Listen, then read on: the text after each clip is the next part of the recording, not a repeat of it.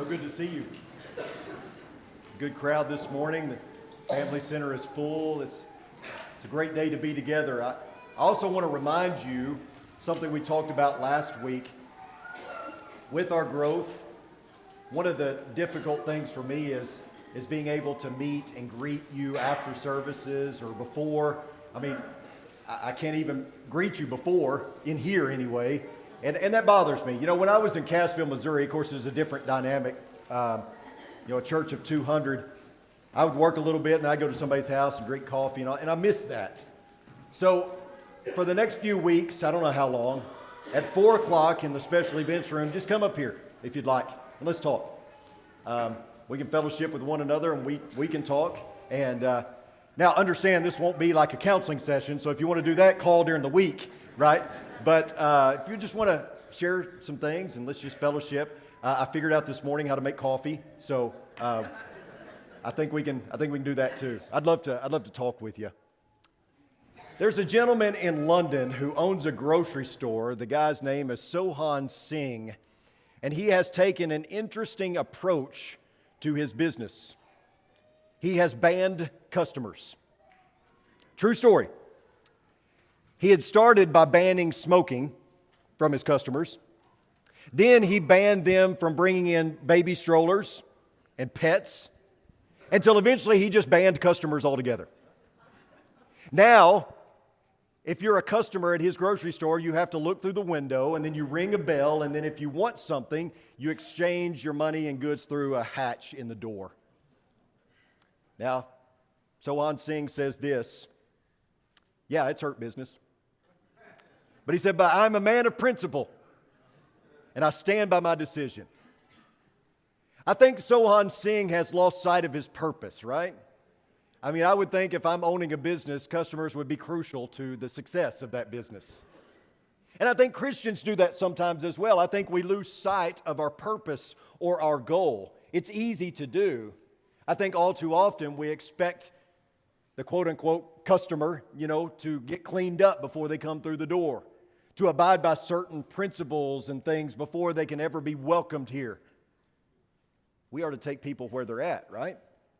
Jesus did. We got to keep the church pure, yes, but we shouldn't expect people to be at our level when they walk through these doors. English writer G.K. Chesterton once said that every man who goes to a prostitute is looking for God. And I think that's true. Every man who buys $100 worth of lottery tickets hoping to strike it rich is really looking for God. Every person who gets high daily on Oxycontin or Vicodin is really looking for God. They're searching for fulfillment and satisfaction in something that only God can provide. Everyone has a hole in their soul, and that's a God-shaped hole. They may just not realize it. They don't necessarily wake up and say, hey, I'm going to get drunk today hoping I can find God. That's not what I'm saying, but I do think that people that are searching for satisfaction and fulfillment in empty things have a God-shaped hole, and that us as Christians, as the church, we need to see them as that, and we need to see ourselves as people who can stop their search, as people who can help fill that void. Look with me at Luke chapter 18, starting in verse 35. As he, Jesus, drew near to Jericho, a blind man was sitting by the roadside begging. And hearing a crowd going by, he inquired what this meant. They told him, Jesus of Nazareth is passing by, and he cried out, Jesus, Son of David, have mercy on me. And those who were in front rebuked him, telling him to be silent. But he cried out all the more, Son of David, have mercy on me. Jesus stopped and commanded him to be brought to him. And when he came near, he asked him, what do you want me to do for you? He said, Lord, let me recover my sight. And Jesus said to him, recover your sight, your faith has made you well. And immediately he recovered his sight and followed him, glorifying God. And all the people, when they saw it, gave praise to God. Keep reading. Luke chapter 19, verse 1. He entered Jericho and was passing through, and behold, there was a man named Zacchaeus. He was a chief tax collector and was rich. And he was seeking to see who Jesus was, but on account of the crowds, he could not, because he was small in stature. So he ran on ahead and climbed up into a sycamore tree to see him, for he was about to pass that way. And when Jesus came to the place, he looked up and said to him, Zacchaeus, hurry and come down, for I must stay at your house today. So he hurried and came down and received him joyfully. And when they saw it, they all grumbled, he has gone in to be the guest of a man who is a sinner. And Zacchaeus stood and said to the Lord, Behold, Lord, the half of my goods I give to the poor, and if I have defrauded anyone of anything, I restore it fourfold. And Jesus said to him, Today salvation has come to this house, since he is also a son of Abraham, for the Son of Man came to seek and to save the lost. Some of you who are about my age, a little older, might remember The Odd Couple. Remember that movie / TV show? This movie, which was later made into a TV show starring Jack Klugman and Tony Randall, was about how two opposites live together, how they can get along even though they're completely different. And of course, the hilarity and the frustration is what the viewers tuned in to see. The idea was two men, both had been divorced from their wives, maybe separated from that. I don't remember exactly how that played out. They come together and live together, and they could not be more different. One is very, straight-laced, gregarious, everything has to be so, and the other one is very carefree and, not obsessive-compulsive at all. But the idea was that opposites attract, and you've probably heard that phrase. When I do premarital counseling, I ask the couple to do a personality test, as Hayden and Liz are doing right now. We did the personality test the other night, and what you often find more times than not is that you're quite different from one another. And that's okay. Why would you want to marry yourself, right? It's okay that opposites attract as long as you understand the differences and how you can work through those differences. And we understand that to be true in other things in life, right? There are certain things that we would think never really go together, but once we try them, we think, how have I been missing this all my life? Like chicken and waffles, right? Who would have ever thought to put a piece of chicken on top of a waffle and smother it in syrup? But it's divine, right? How many of you buy a chocolate Frosty from Wendy's and dip your French fries in it? Yeah, Rebecca.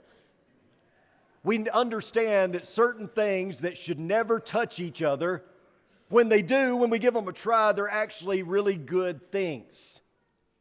And Jesus does this a lot. The biblical writers do this a lot in talking about Jesus. Two people, two things that shouldn't go together. And we see that here in Luke chapter 18 and 19. Two people whose lives really shouldn't touch, whose stories really shouldn't go together, come together while they are opposite. They tell the same point. Two very different people with one main point. Now understand, Jesus is on his way to Jerusalem for the Passover. And when people were on their way to Jerusalem for the Passover, they often traveled in packs. And if there was a rabbi among them, he would teach as they walked along. And that's exactly what's happening. There is a rabbi, Jesus, in their midst, and this traveling pack has Jesus speaking to them and teaching them along the way. They go through a village, and if you were a villager that wasn't going to make the trek to Jerusalem, you stood by the side of the road and you welcomed people that were traveling as they went through your village. That's what's happening here as well. But there's one man, a blind beggar, sitting beside the road. That was his space. That's what he was confined to. He cries out from his pallet, wanting Jesus to help him. The crowd tries to get him to be quiet. Why? Well, because Jesus is teaching. Don't interrupt Jesus when he's teaching. But the man cries out all the more. In fact, he uses a different word, Luke does, for cry in verse 39 than he did from verse 38. Verse 38, the shout there is just simply trying to get the attention of someone. But the shout that is used in verse 39 is like an animal cry. It is a scream of desperation. And wouldn't you scream in desperation if you had been in that condition and you knew that the Son of Man was walking through your village and could help you? There's a lesson right there. Not to get too far off the beaten path, but there's a lesson right there. Being comes before doing. The church is filled with great elders, great teachers, great deacons, great youth ministers, etc. The church is filled with great people doing great things. People who work at ministry with all their heart, soul, mind, and strength. People who do good. But being comes before doing. I find it so easy to get caught up in the day-to-day, especially when I first started in ministry. Sunday comes around every week whether you want it to or not. And so you're working diligently to get 2 sermons done every week. The church I was at, you did 2 sermons. You did the Bible class on Sunday morning and Wednesday night. You did the Wednesday night devotional, and you did the bulletin. So there was a lot of things to get done. And it was easy for me to have somebody stop in and me think, oh, wow, you're distracting me. Until I realized that people are not a distraction to ministry. They are your ministry, right? And Jesus teaches that right here. Go through the list of Faith Hall of Fame inductees in Hebrews chapter 11, and what you'll find, whether it's Moses or whether it's Abraham or whether it's Noah, these were people, before they ever did anything, they were something. Being comes before doing. And as Christians, that is absolutely true with us, or at least it should be, that we are to be before we do. The Lord calls us to be before we do. So you have this blind beggar who recovers his sight. Then immediately following this episode, you have this tax collector by the name of Zacchaeus. We've talked about tax collectors in the past. They were not well thought of. They were grouped in with the murderers and the robbers. I know we've said this before, but a tax collector was a contracted employee of the Roman government. The Roman government set a tax, a figure, that they were to collect from every single citizen, and the contracted employee would do that. But since there was no social media or TV or radio or anything like that, no one knew what that predetermined figure was. So the tax collector, as long as he turned in that figure to the Roman government, he could get whatever else money he wanted from anyone there. And oftentimes that's what happened. You can imagine there was great exploitation and abuse. Zacchaeus was a hated man. Nobody liked Zacchaeus. He climbs up in a sycamore tree to get a view of this Jesus who is passing through. And Jesus stops and takes notice. It's interesting when you look at this story that no one wanted anything to do with with Zacchaeus, but Christ, even though he taught it was harder for a man to enter the kingdom of heaven who was rich than for a camel to pass through the eye of a needle, still, he stopped and took notice of Zacchaeus. How much harder would it be to enter the kingdom of heaven when you got rich off the backs of people who were poor? Every time the people looked at Zacchaeus, they saw the reason for their poverty, right? But who else is going to go to Zacchaeus? Who else was going to go to him? Who would set aside their hatred to go to Zacchaeus? Apparently no one. Jesus was the only one. And they say he has gone to be the guest of a man who is a sinner. What a compliment, right? They meant it as a negative, but that's a great compliment. Wouldn't you like to be known as a friend of sinners? You should. We should all want to be known as a friend of sinners. That's what Jesus was. That's what we should be as well. And you know the rest of the story. After his encounter with Zacchaeus, Zacchaeus changes the course of his life. He gives half of all he owns to the poor. He's prepared to pay 4-fold restitution to anyone who he's defrauded. And Jesus responds, "Today salvation has come to this house, since he is also a son of Abraham." So you have these 2 stories, okay? These 2 stories that are laid out side by side that really don't seem too similar, because you have 2 very different people here, right? You have a victim and a victimizer. And we can understand why Jesus would be all for the victim. If we were traveling in the crowd that day, we would have said, "Oh yes, by all means, Jesus, go and help the blind beggar." After we told him to be quiet and we really saw what Jesus is doing, we'd say, "Yeah, that makes sense," right? You help the marginalized people. You help the beggar that's sitting beside the road. If at all possible, you meet his need, right? We understand that. The victimizer, not so much. The fact that Jesus would go out of his way to help a thief, someone who was extorting people, someone who was making money off of poor people, we don't understand that one as much. We're not as happy about Jesus helping those, or at least we're not as in tune to that part of the mission. But Luke 18:35 through 19:10 isn't just about Jesus being for the oppressed. It's about Jesus being for the oppressor as well. We understand being for the one who has zero authority, zero money, zero in the way of resources, zero standing in society, zero worth. We understand being for them. What we don't always buy into is being for the one who is against those folks, who has made a habit of keeping those folks down, who has made a habit of victimizing those folks But when you set aside your feelings for a moment, you see something beautiful here. You see that Jesus is for all people. And this is where it gets a little reckless in our minds, this whole grace and mercy and forgiveness thing. This is where it becomes a little scandalous to us. You mean Jesus is for the rapist as well as the rape victim? Yeah, he wants them both in heaven. You mean Jesus is for the Jewish captive in the concentration camp as well as the Nazi who is running it? Yeah, you think about that.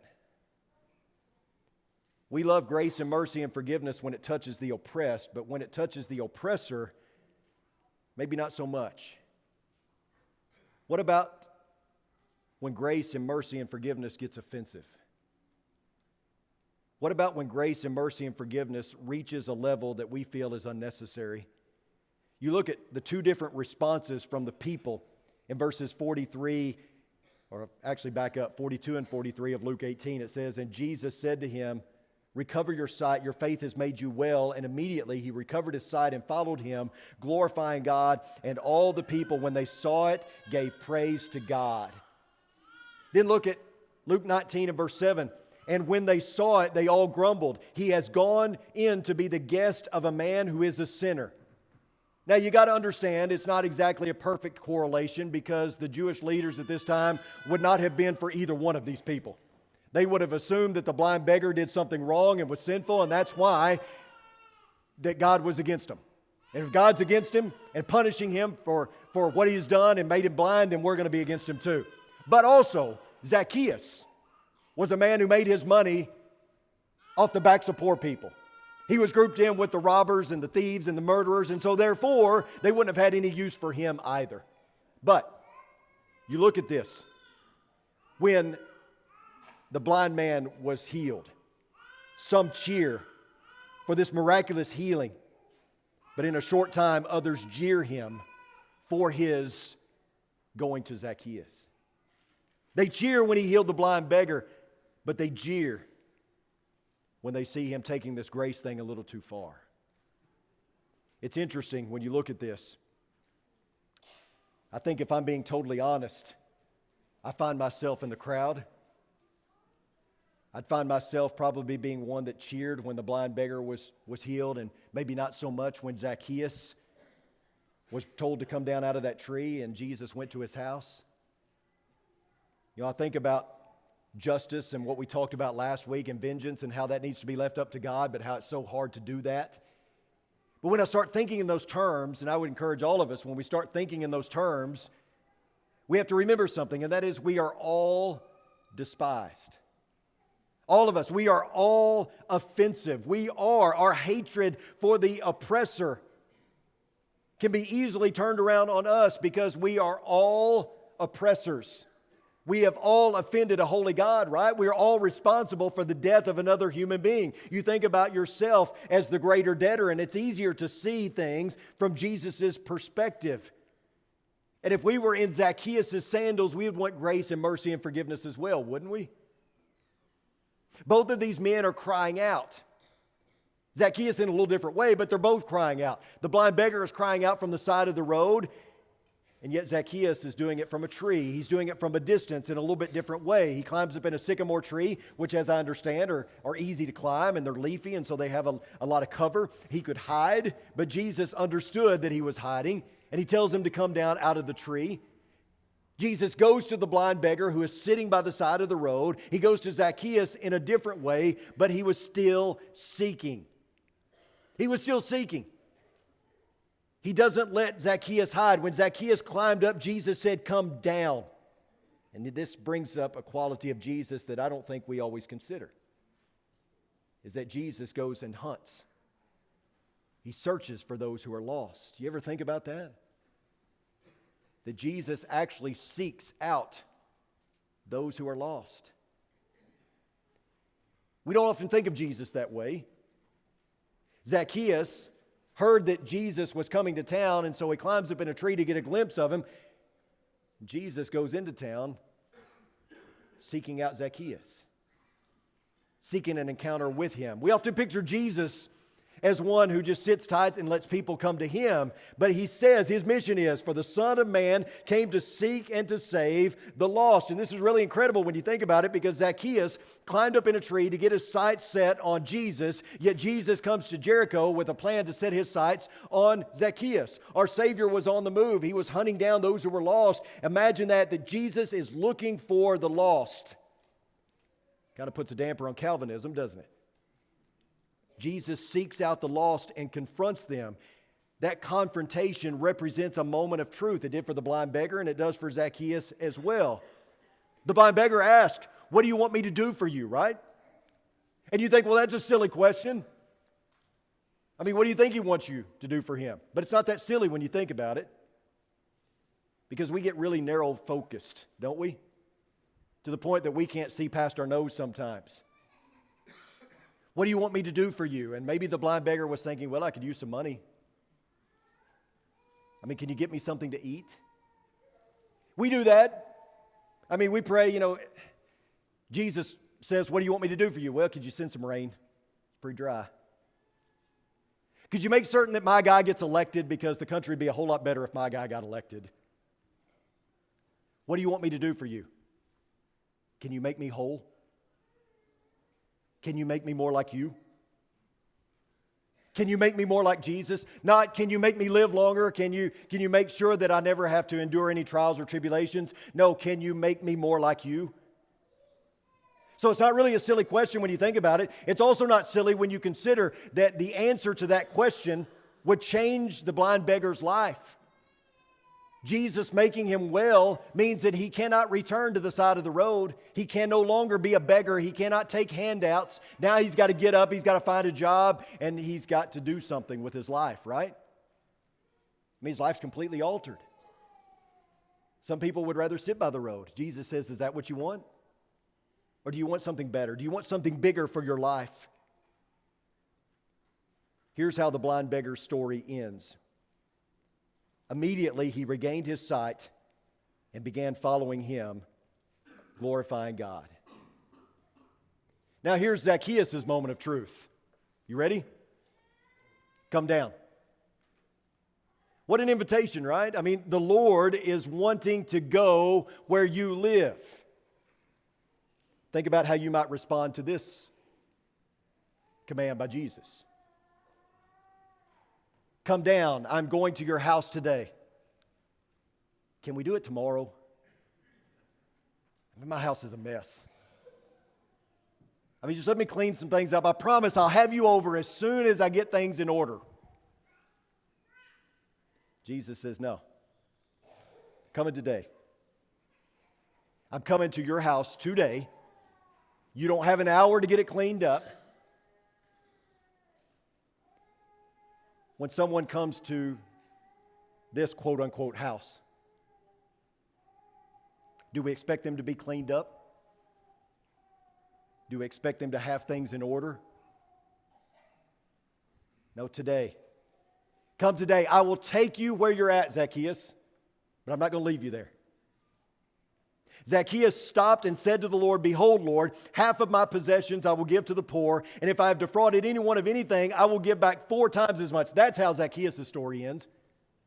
You look at the picture again, look at it closely, zoom in. In one instance, Jesus finds someone low in every respect. He's on the ground, right? You can't get any lower than that. He's needy, he's desperate, he's longing for a cure. And when Jesus finds him, he picks him up. But in another story, Jesus finds someone who is high, who is up on a pile of money, right? Who's up in a tree and in a position of power and authority. And Jesus does what? He brings him low. He brings him down. Both are lost, both are broken. And Jesus meets both of them at their house, doesn't he? Where's the blind beggar's house? By the side of the road on that pallet, that mat, right? That's his house. And Jesus enters his space and he heals him.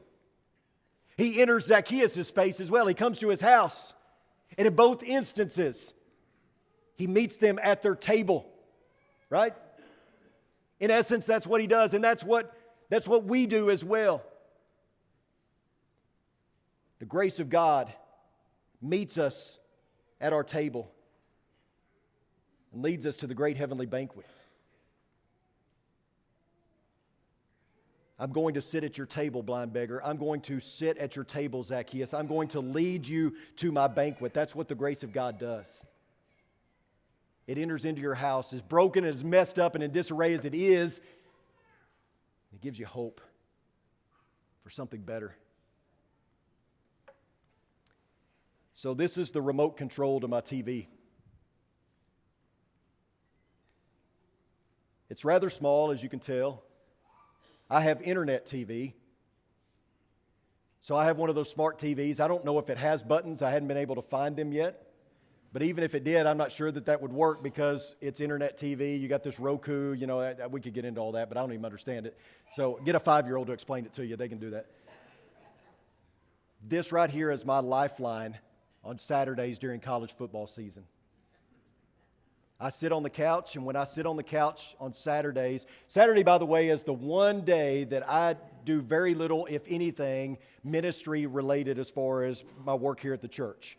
Jimmy Jividen gave me that advice, and I've held to it. Saturday is the one day. Now, if there's a funeral or something like that, obviously, if there's an emergency, obviously. But other than that, on a normal Saturday, I don't do anything up here at the office. I sit on my couch sometimes and watch football if there's good games on, and this stays really close to me because it is small. It's easy for it to get lost. It falls between the cushions. Sometimes it ends up under the couch. One time, for a reason I cannot explain, it was in the fridge when I went to look for it. It's easy for this to get lost, and when it gets lost, the house gets turned upside down. The cushions come flying off. The furniture gets moved. The refrigerator gets cleaned out. Whatever it takes to find the remote, because this is my connection to the source of power so that I can watch college football. Now, I want you to picture Jesus ransacking the earth, searching for one who is lost. Even one as small as Zacchaeus, turning the world upside down, trying to find those who are lost so that he can connect them to the power source, to God, so that they can be with him for all eternity. Jesus said, "For the Son of Man has come to seek and to save that which was lost." That's his desire. It's his desire to connect with those who are lost and connect them to the Heavenly Father. And that should be our desire as well, right? Because, there is hope in that statement. The word lost is a word that contains all sorts of negative connotations, right? There's nothing good associated with lost. If you're lost, that's a bad thing, whether spiritually or even physically. I don't know where I am. I'm lost, right? No. There's hope in that word. There's hope in the word lost. Because as long as you're alive, as long as you're drawing breath, the lost can be found. And that's how we need to see the lost. Whether they're the victim or the victimizer, we need to see them as people who need the grace and mercy and love and forgiveness of God just as much as we did. We uncover every rock, we throw every cushion out of the way, we ransack the earth looking for the lost and taking advantage of the opportunity to lead them to Christ. I don't know where you're at this morning as far as your daily walk with God, or if you've even started a daily walk with God. But I do want you to know this. If you're visiting with us this morning, maybe you've never been here. Maybe you've been here on occasion. Maybe you don't even know really what this is all about. You don't understand the songs that we sing. You don't know Genesis from Revelation. That's okay. That is perfectly fine. Maybe you are so messed up that you're at rock bottom and you don't know where to turn, so you came here. That is perfectly fine. Because we'll take you where you're at. We won't leave you there, but we'll take you where you're at. So, if you have a need this morning that we can help you with, I promise you the roof won't fall in if you come forward and let us help you. Come as we stand and as we sing.